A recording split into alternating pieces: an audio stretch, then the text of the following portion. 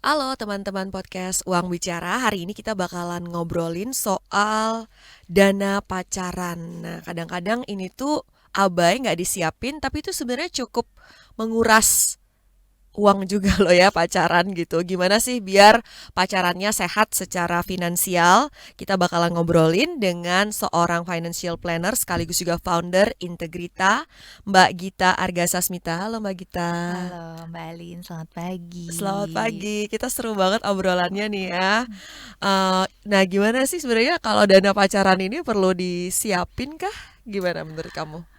Kalau menurut aku dana pacaran itu harus dipikirin dan direncanain gitu Mm-mm, ya, karena kebanyakan tuh kita ini yang aku temui ya, mm-mm. kebanyakan kita tuh ini tuh tahapannya masih pacaran nih, belum tahu ini tuh udah mau serius apa enggak.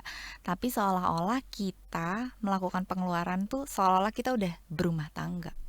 Contohnya tuh, Kayak misalnya, ini apakah terjadi di kota-kota besar aja atau memang udah jadi culture ya? Jadi masih pacaran tapi udah ngasih uang bulanan. di zaman saya dulu pacaran ya, zaman sebelum Masehi itu Mm-mm. belum ada terjadi. Nah kan, kaget kan Balin ya, Heeh. dikasih uang bulanan, terus dengan gampangnya misalnya, tolong bayarin aku ini dong, gitu, misalnya billing-billing gitu. Terus pokoknya di tahap masih pacaran ini tuh uang kita, yang gaji kita itu kok jadi mayoritas tuh masuknya jadi seolah-olah ini jadi pos primer gitu kan. Padahal kan masa depan kita belum tentu sama dia nih. Udah gitu prioritas-prioritas kebutuhan untuk achieve masa depan tuh kan mahal ya Mbak Lin. Jadi kalau udah terkuras Betul. di sini, gimana nih masa depan kita kalau nggak direncanain? Iya, aku sepakat sih. Kadang-kadang kan kalau pacaran tuh suka pada all out ya. Mm-mm. All Ternyata out ya. nggak cocok kayak gitu kan. Mm-mm. Putus, resources habis Mm-mm. kayak gitu kan. Nah, ujung-ujungnya pas udah ketemu sama yang memang bener-bener kayaknya ini dia orangnya, Mm-mm. habis gitu, tabungan habis. Pas mau serius juga butuh uang lagi Mm-mm. kan, kayak gitu. Sementara mulainya boleh kata jadi dari nol lagi karena tadi Mm-mm. habis-habisan di pacaran sebelumnya. Mm-mm. Gimana sih Mbak Gita menurut kamu nih? Mm. Nah iya, jadi kan masing-masing tuh harus benar-benar aware ya. Sebenarnya ini saya tuh melakukan hal ini, pengeluaran-pengeluaran ini dalam masa pacaran ini, kondisi keseriusannya tuh udah sampai di tahap mana gitu. Mungkin kalau misalnya kita udah tahu nih bahwa misalnya tahun depan nih kita udah nikah gitu. Pengen ngadain resepsi gitu, ngebudgetin bareng, nabung bareng, it's okay. Asalkan nabung barengnya tuh nggak dalam satu akun ya. Itu it's okay Mbak.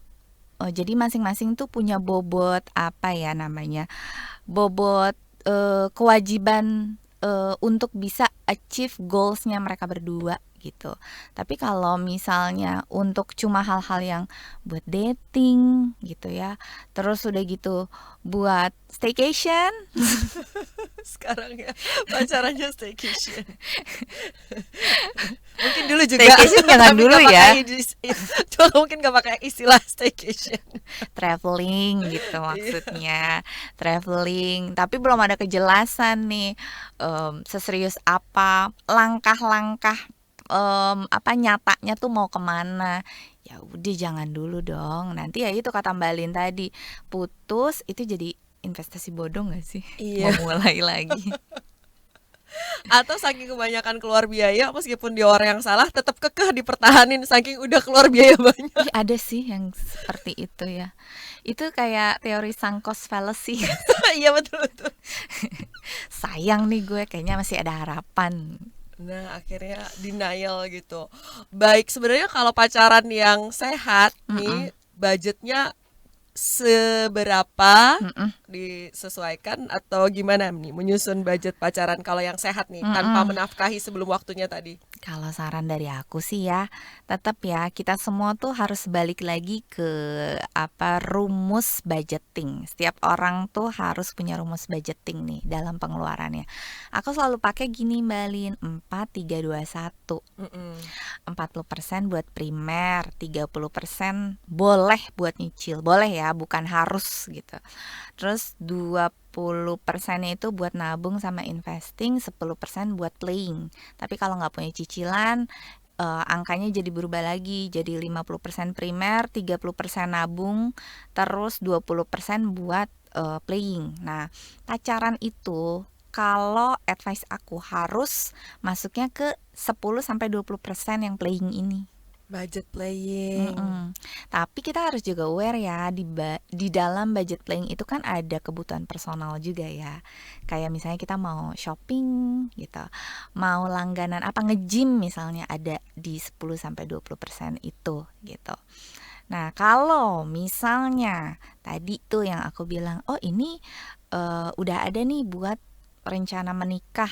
Nah, itu kan bisa dibilang budget apa namanya keseriusan juga tuh budget pacaran tapi yang untuk menikah. Mereka berdua jalan masing-masing dengan budgetnya. Misalnya kita ambil tadi di 20-30% bisa dimasukin ke situ. Misalnya 10% buat resepsinya, ya acara pernikahannya gitu. Oke, jadi dilihat lagi di fase mana hubungannya Mm-mm. ya untuk budgeting itu. Apalagi nih Mbak yang perlu diperhatiin terkait dengan budgeting dana pacaran. Ya, jangan pernah ya untuk bikin akun barengan. Jadi bikin aja masing-masing kalau misalnya memang punya tujuan bareng.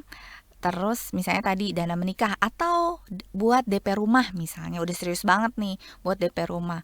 Nah, untuk achieve si DP rumah atau dana menikahnya itu masing-masing nabung gitu. Kan bisa saling laporan kan. Nggak Betul. usah satu tabungan atas nama salah satu atau yang join apa namanya Account. akun join account itu nggak usah. Udah sendiri-sendiri aja gitu. Karena kita kan tetap ya ini fasenya masih pacaran, belum ada sah secara hukum, legalnya belum ada. Kalau ada apa-apa itu mungkin banget loh nanti. Kalau ada apa-apa kita nggak bisa nuntut apa-apa nih, gitu. Iya, jadi kalau misalnya tiba-tiba harus dibawa kabur salah satu gitu Ya kan. bukan, iya kan, bukan salah siapa-siapa nih, salah berdua. Harus Nah, aware ya. ini tuh sering banget kan banyak di sosmed-sosmed dibahas Mm-mm. kayak gitu kan, kayak punya tabungan Mm-mm. bareng, ambil KPR Wah, itu nggak bareng. banget sih. Gimana, Mbak, pendapat kamu? KPR bareng apalagi bahaya banget. Waktu itu aku pernah dengar cerita ada yang ambil KPR bareng nih. Em, Atas nama salah satu. Karena kan nggak bisa apa atas nama berdua ya kalau KPR Betul. ya. Nah, atas nama salah satu di awal-awal mungkin beberapa bulan lancar nih berdua patungan untuk bikin cicilannya gitu. Nah, terus ternyata putus. Nggak jadi. Nah, salah satunya nggak mau bayar lagi dong. Nah, jadi yang satu kebingungan buat bayar ininya, buat bayar Kewalahan. kewalahan gitu. Mau dijual nggak bisa secepat itu gitu. Dan mau apa namanya, mau dituntut untuk bisa menyelesaikan juga nggak bisa apa-apa. Ya udah, jadi kreditnya macet. Nama eh, nama yang dicantumkan misalnya Gita yang jadi salah satu pasangannya gitu atas nama Gita KPR-nya. Ya, jadi bisa call 3 bisa call 5. Kalau udah kayak gitu, kita udah nggak bisa lagi kan nanti untuk kalau misalnya beneran ada kebutuhan kredit lagi. Nah, itu juga. Dan buat yang pasangannya yang udah terlanjur uangnya masuk, nggak mungkin dong yang satu ini bisa balikin kan, dia mau bayar Bener. cicilannya aja udah berat kayak gitu. Oke, itu dia risiko yang perlu diketahui. Nah, kemudian gimana sih pandangan dari Mbak Gita sendiri untuk pacaran yang dikit-dikit pakai gesek, dikit-dikit pay later. Ini seperti apa Ini banyak nih? ya, by the way banyak ya. Nah, banyak gak sih coba? Kayaknya banyak tuh yang misalnya sekarang kan soalnya sepertinya lazim ya kalau misalnya traveling bareng terus udah nggak punya duit, belum punya uang, belum punya tabungan, gesek, paylater dan lain-lain. Wah itu nggak banget tuh, nggak boleh. Kalau dari segi hutang ini kan hutang konsumtif ya. Dari Iya. segi itunya aja tuh kita harus benar-benar menimbang gitu. Yang namanya hutang, kalau financial planner pasti menyarankannya harus hutang yang produktif, Iya, ya kan? betul. Untuk mendapatkan aset yang menghasilkan uang lagi gitu. Apalagi kalau misalnya pacaran nggak punya uang, pay later, atau peer to peer, ngambil pinjaman gitu ya. Aduh, gimana tuh? Ya nggak boleh pastinya. Jangan dipaksain, berarti ini mungkin salah satu problema yang dihadapi oleh pasangan-pasangan yang masih pacaran adalah eh, mereka kan mungkin di awal-awal nggak bisa jujur apa adanya, menunjukkan Heeh, dirinya apa adanya heeh, karena takut dijudge mm-mm, misalnya. Oh, takut dijudge kok terlalu pelit banget, mm-mm, atau oh kok terlalu matre banget, mm-mm, sehingga misalnya ingin membuktikan dirinya nggak matre, dialah yang bayar-bayarin semuanya, tapi mm-mm, misalnya sampai di luar kebutuhan atau di luar kemampuan, atau juga nggak mau dicap pelit, akhirnya eh, pergi ke tempat-tempat makan yang sebenarnya itu di luar budget dia mm-mm, tapi dipaksain kayak mm-mm. gitu. Itu kayak gimana sih Mbak Harusnya ya, idealnya nih? harusnya sih menurutku masa pacaran ini adalah masa-masa yang kita harusnya punya mindset bahwa pacaran ini adalah masa-masa kita menemukan pasangan yang tepat, ya nggak sih? Iya. Nah, kalau misalnya kita menyembunyikan diri seolah-olah tuh kita mampu untuk bayar ini, bayar itu, bahkan ternyata di luar budget dan kemampuan kita, bisa jadi, sangat bisa jadi nih, pasangan yang akan kita temukan ini dia sukanya sama kita, ya itu karena hal tersebut secara materi itu. Tapi kalau misalnya dari awal udah saling jujur tuh nggak usah gini ya, nggak usah.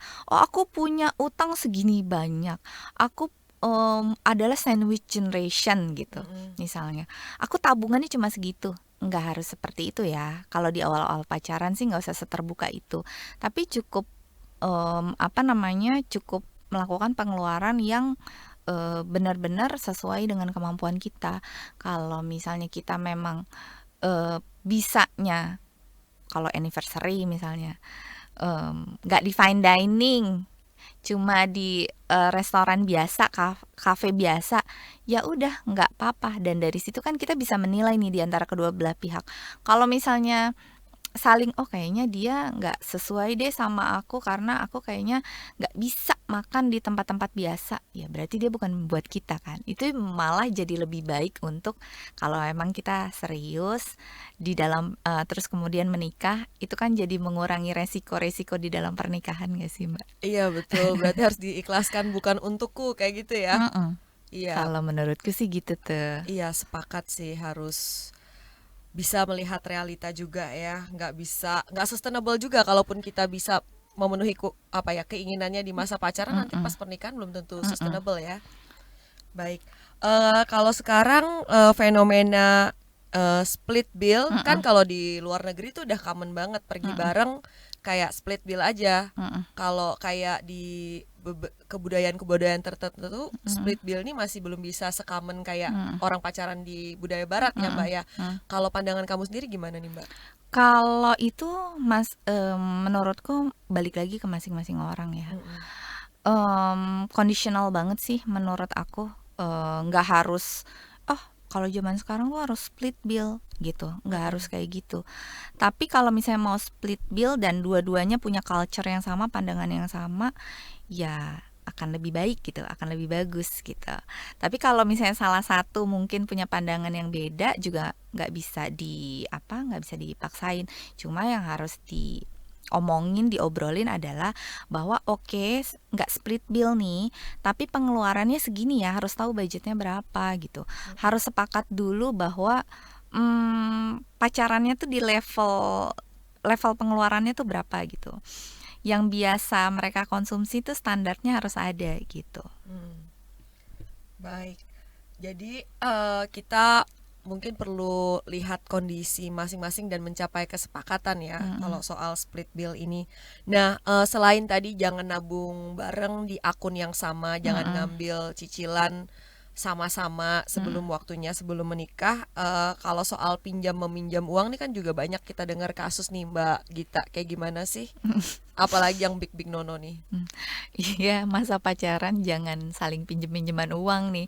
Mentang-mentang udah cinta banget, udah deket banget sama keluarganya, terus ngerasa bahwa permasalahan dia dan permasalahan keluarganya adalah masalah saya juga gitu.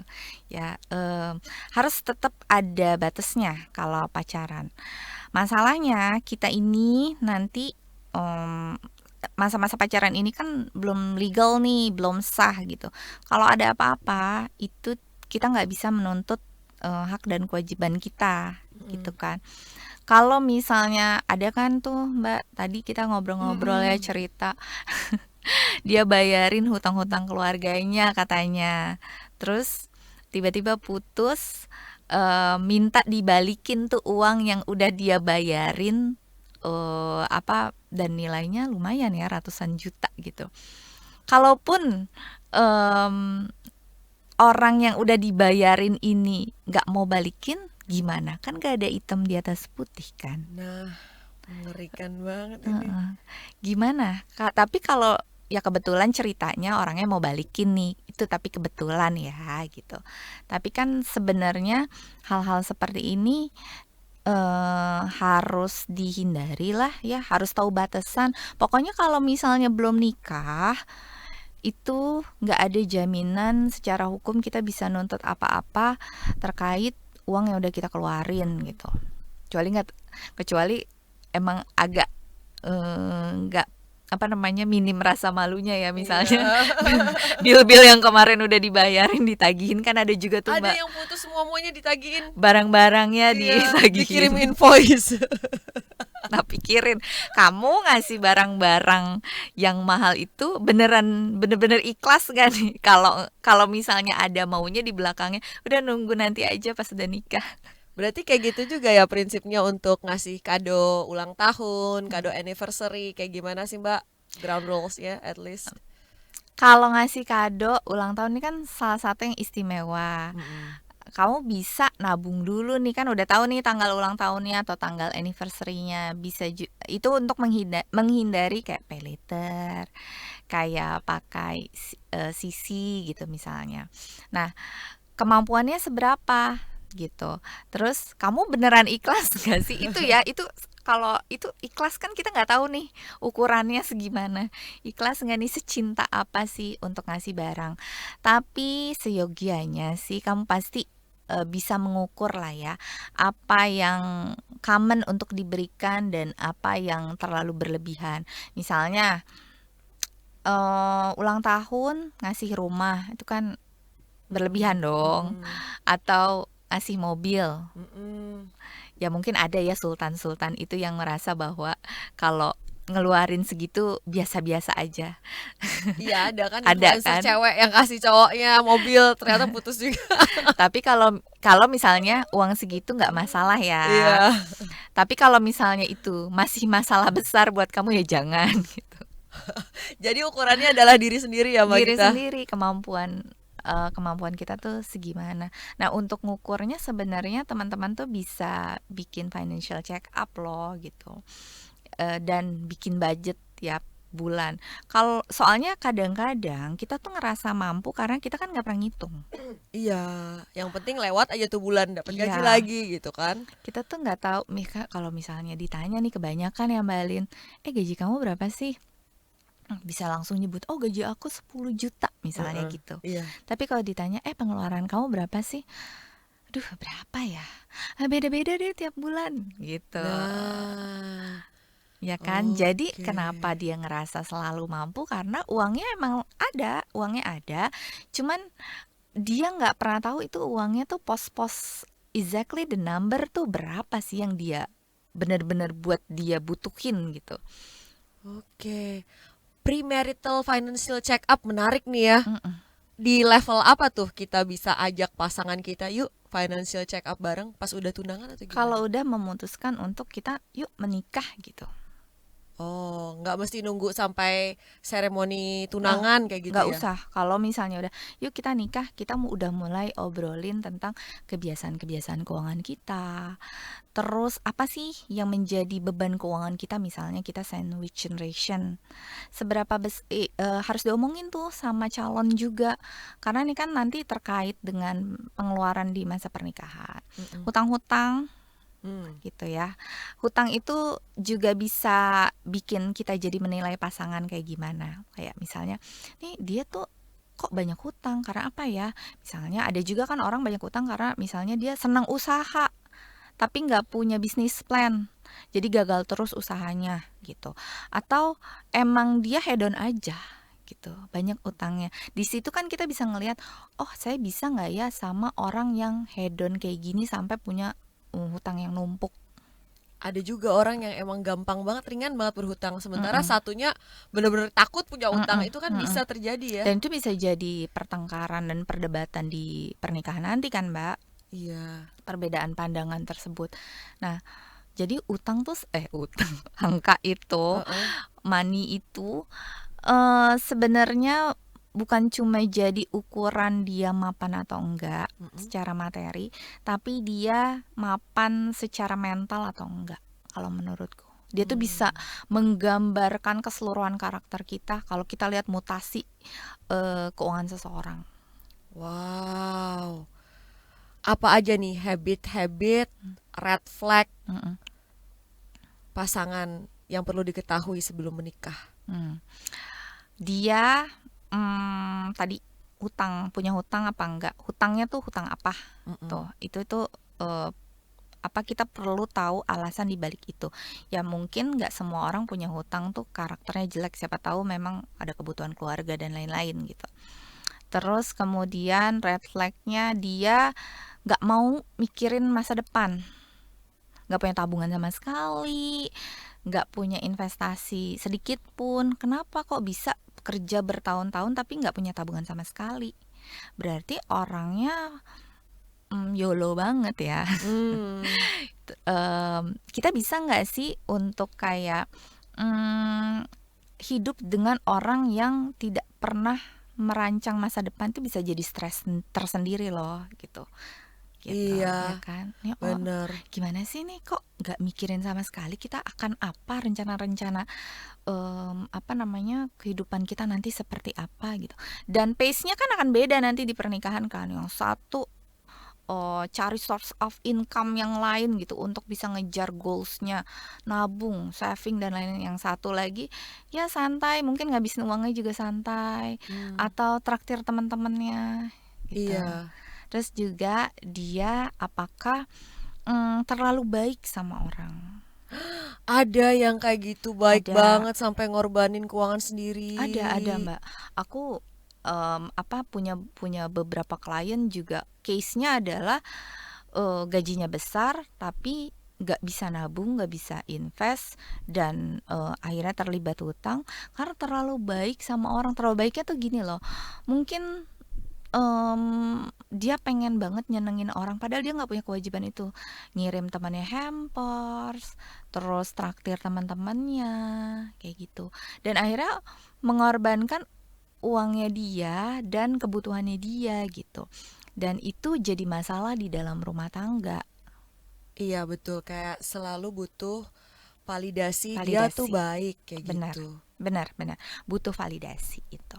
Iya. Jadi itu sih yang terbesar, tiga hal itu yang perlu kita sensitif ya sama calon pasangan hidup kita. Oke, itu yang perlu kita ketahui, dan ini saya mau minta tadi untuk merangkum pembicaraan kita, Mm-mm. common mistakes yang dibikin pasangan-pasangan yang masih pacaran. Common mistake-nya merasa bahwa dia adalah duniaku dan udah pasti jadi masa depanku. Jadi semua-muanya source kita itu buat dia, nggak apa-apa gitu. Oh, Pengorbanan gitu kan, oh, oh. pengorbanan cinta. Aduh. Nah, jadi nggak kelihatan tuh, udah nggak kelihatan lagi. Tadi yang kita omongin, oh kita harus lihat dia tuh suka ngutang apa enggak, udah nggak kelihatan Terus udah gitu, apa namanya, hal-hal yang kita harusnya udah bisa ya jauhin dari awal itu nggak kelihatan lagi. Jadi semuanya buat dia. Gaji udah transfer buat dia, belanjaan apapun yang dia pengen kita udah check outin gitu. Nah, itu bukan satu 2 orang aja ya Ah, yang Gibran aku kayaknya ya temui. bucin yang terlalu berlebihan. Mhm, nggak tahu ya, apa namanya, kok banyak loh sekarang gitu. Mmm, ini red flag banget sih. Iya sih.